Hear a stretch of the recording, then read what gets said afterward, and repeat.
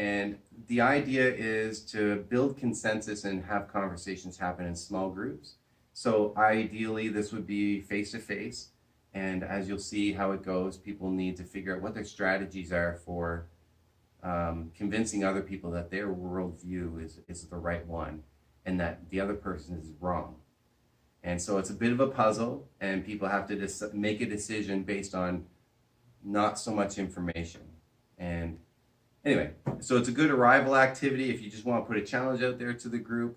It's a good way to have people storm a little bit to fight. If you see a fight brewing, maybe they fight over this, and that way it's not personality conflict.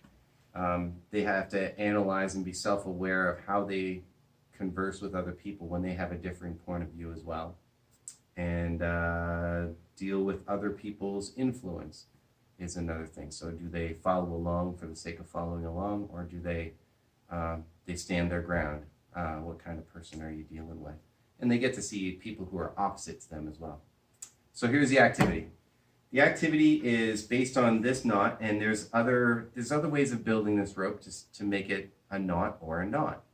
And the first thing I'll do is invite everybody to take a look and not talk about it at first.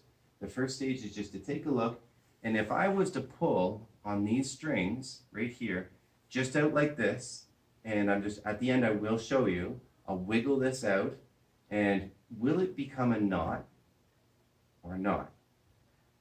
Will it be a straight line at the end? And so take a couple minutes, not even a couple minutes, you only need like probably 30 seconds or a minute.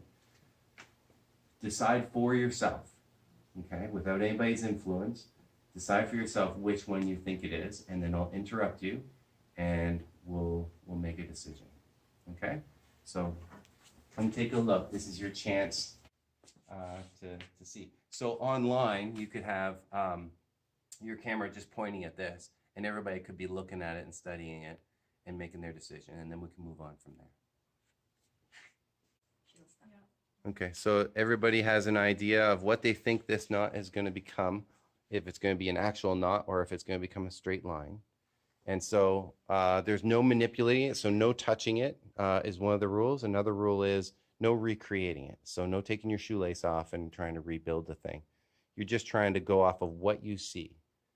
Okay, so if you have decided that this is going to be a straight line when it's done, I would ask you to join me on my right. So step to this side of the room. And if you think it's going to be a knot, I'd ask you to jump to my left. So we've got a 50-50 mix here, a 50-50 mix, which is the same as what happened the other day. It was fun.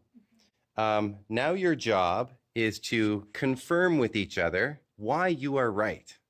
So you talk to the person that thinks that this is the same as you, and you're going to say, hey, just a few seconds just to confirm, I think this is what's going to happen, whatever it is. So you confirm each other's belief that this is going to be, in your case, a straight line, and in your case, a knot.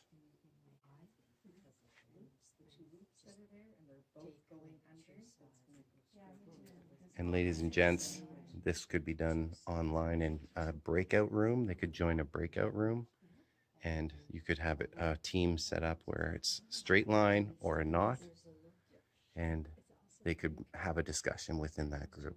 So ideally, this is a good exercise for 8 to 15 people, not 50, although I've seen it with 20. Okay, and this is available on Playmo as well. Excellent. So, you're feeling better about your thoughts? You're feeling pretty confident? Good. Okay, now it's your turn to break out and pick somebody from the other side. And now it's your job, just real quickly. And so what I would do if it was in real life, I'd say, you know what? Just take a photo if you like. You can take a photo and go for a walk, do one lap of the school or one lap of the gym, or go out to some other place and have a little conversation. And your goal is to try and convince the other person that your view of this knot, this rope, is the right one. Okay? So that's what I would ask you to do now, is just to take a look across the group and just 30 seconds. Why are you right? Why are they wrong? And you just go have a conversation and come back in a minute.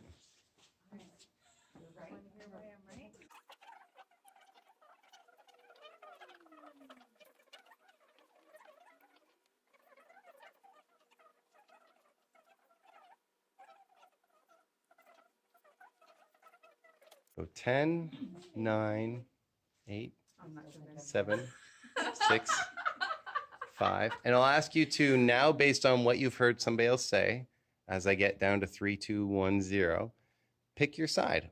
Over on to the right will be the straight line. If you've changed your mind, by all means, you can jump out here. If you've changed your mind, you can go to the side that thinks it's going to be a knot as well.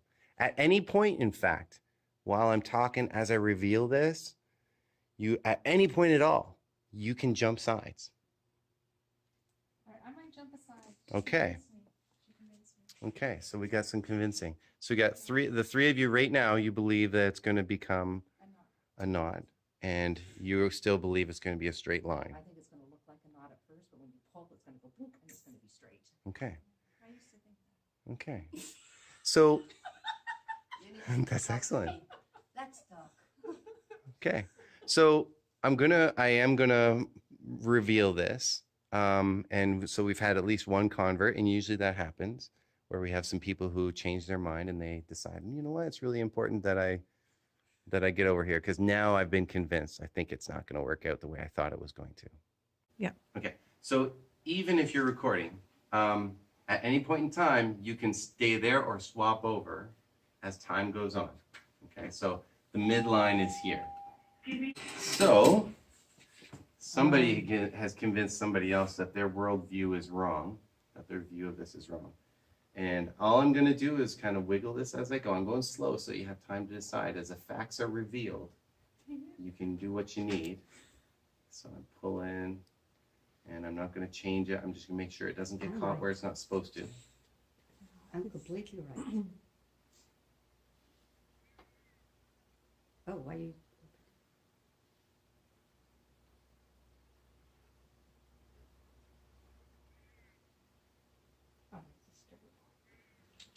Oh. Oh. Okay. She should have changed your mind. I'm wondering. No, You stop? that's okay. Well, and this is now where, so teachers, this is now where you debrief. So you set people up, and now you're going to debrief and talk about why it is. And it's easy to start pointing fingers and going and saying, I was right. And this could have been set up and looked very similar, and it would have turned out as a knot. It wouldn't have been a straight line.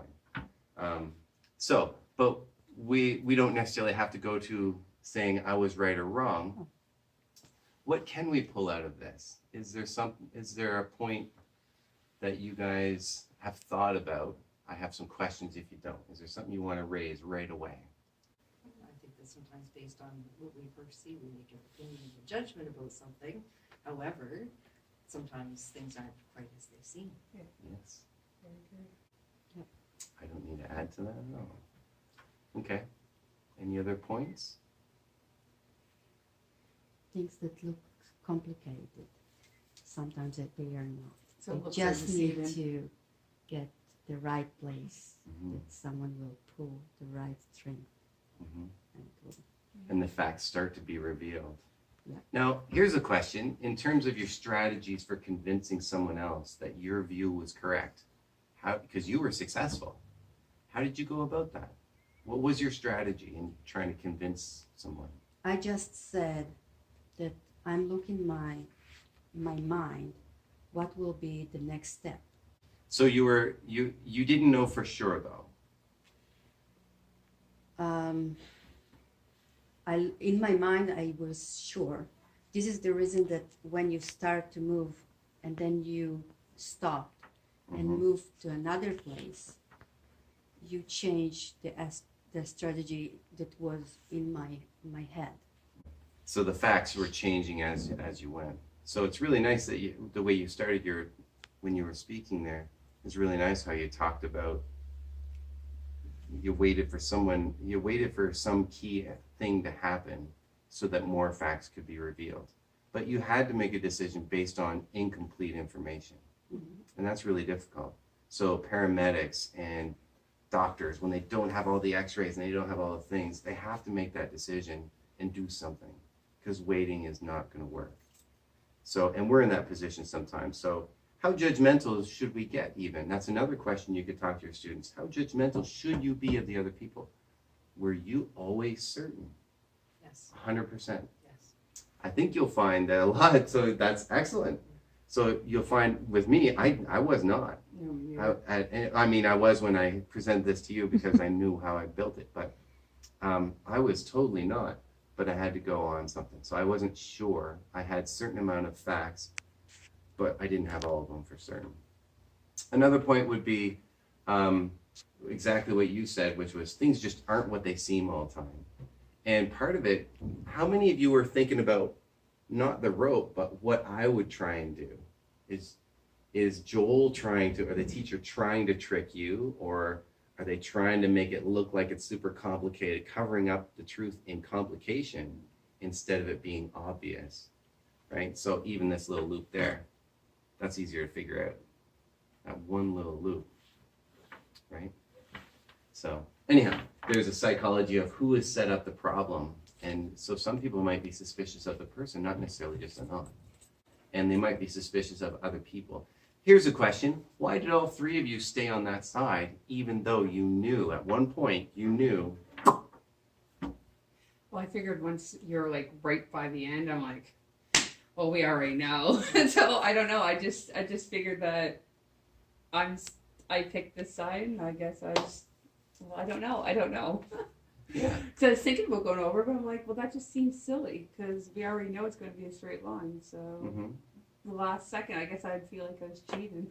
You felt like you were cheating. Like the very last second. Excellent. So one of the best, I'll do this in a debrief too. I'll say, what's the best way to look at this? And people will have to choose, students will have to choose to look at something in the most positive way and say, they wanted to be held accountable. They didn't want to be known as the one who jumped ship last minute. They were okay with being wrong, and they didn't want to be known as a cheater. Some people will jump ship. What's the most positive thing on that? And so if you guys had to run to the other side, what's the most positive way to look at that? You're open-minded and willing to change. I'm willing to change, exactly. Now we could go the other way and say, what's the negative part? You're so stubborn, you will, even when the facts are revealed, that too. you will not move. And doesn't that happen? Well, I felt bad because I took her from that side and I said, no, this is right. So now I'll move. No, I stay with her. Yeah. Okay. Well, could you have grabbed her and said, come with me, I know what's happening now, come. Well, Not right now. You were because right, it's let's go. felt. Here's a question for kids. well, How accountable are you to her? Are you responsible for her? well, in Or are that you point, responsible? I felt, wow, I took her here and I'll move there. She didn't choose to come?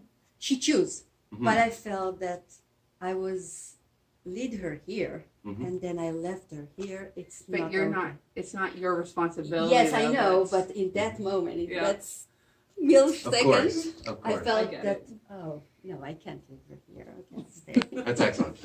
So there's lots of ways these things can go. Debriefs there's a briefing before, so when you have an activity or a challenge or a puzzle, you can set it up with certain limits and make sure you know those limits. But oftentimes you can have this happen and kids will talk about the what, or adults will talk about the what of what had happened. And so they'll tell stories of, well, I was there and then this person fell down the hill, and that's the what. Then there's the so what. Why does that matter? That's the next part of your debrief is going to be the so what. Okay, so why is that important that they fell down the hill? Well, that's not really cool, or it was really fun because we all enjoyed rolling down the hill and it was safe. So your so what is beyond a reflection. It's a generalization of generally we have to make sure that safety is maintained here, or we have to maintain our communication has to be such that you now next time would be very clear on, you decide for yourself. I think this is going to become a knot. Yeah. Right? So a generalization out of that is you're your own person. Don't follow me because I'm convincing or charismatic or I seem like I know what I'm talking about, because sometimes it's blind confidence. The next part is now what? So you have the what, the reflection of the experience, and you have the so what, why is it important? A generalization maybe. And then again now you have the so what, which is, or not the so what, is now what. Okay, so next challenge is this. Now we are going to make sure that everybody knows that they're their own person. Everybody knows that everybody makes mistakes. So online, for example, people making fools out of themselves, or with a rope house or whatever exercise it was, they go, nobody got the solution. And there is a solution apparently, but nobody got it. We are all imperfect. Now we will proceed knowing that none of us are perfect. And that should be relieving for a lot of people. And just to know that, I'm okay. I'm normal because I'm not perfect, right? So a debrief runs through those things. And then your group will transform into a new group and go on to the rest of their lives, or they stay as the same group or maybe the group changes around and they reform and become something else. So that's debriefing a little bit, and they can be really intentional or they can be light, whatever you wish. But not or not a not.